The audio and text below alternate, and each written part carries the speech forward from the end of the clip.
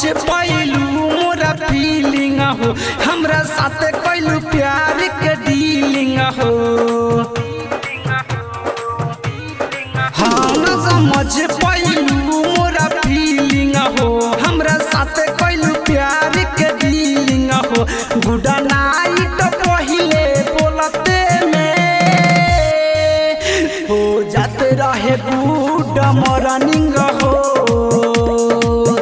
Good night पहिले में बोलते जान हो जाते रहे गुड मॉर्निंग हो।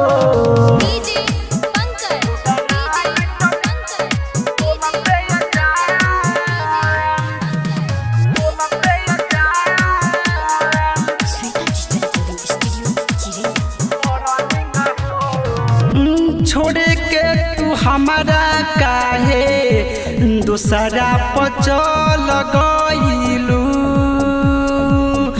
सोचले न रही कि तू इतना बदल जाइबू। हाँ छोड़े के तू हमारा काहे दूसरा पचल गइलू, सोचले न रही कि तू इतना बदल जाइबू।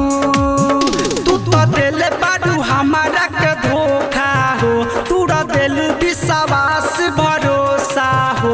अब न पढ़ब लभु वाला मीनिंग हो जाते रहे गुड मॉर्निंग हो। गुड नाइट पहिले में बोलते जान हो जाते रहे गुड मॉर्निंग हो।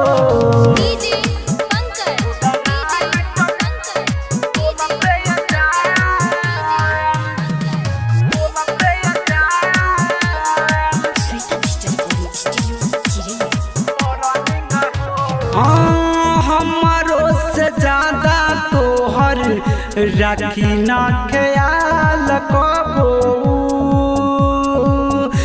हम जितना रोवतानी रोबू एको दिन कहियो तू। हाँ हाँ हमारो से ज्यादा तोहर राखी ना ख्याल कबो,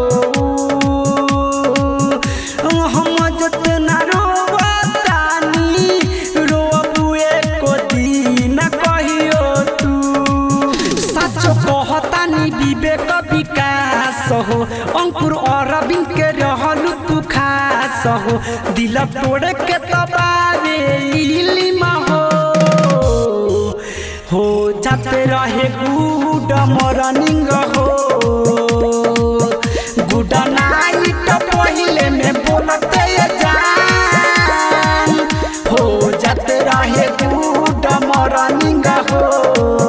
न समझ पैलू मोरा फीलिंग हो, हमरा साथ कैलू प्यार के डीलिंग हो। हाँ न समझ पैलू मोरा फीलिंग हो, हमरा साथ कैलू प्यार के डीलिंग हो। गुड नाइट पहिले बोलते में हो जाते रहे गुड मॉर्निंग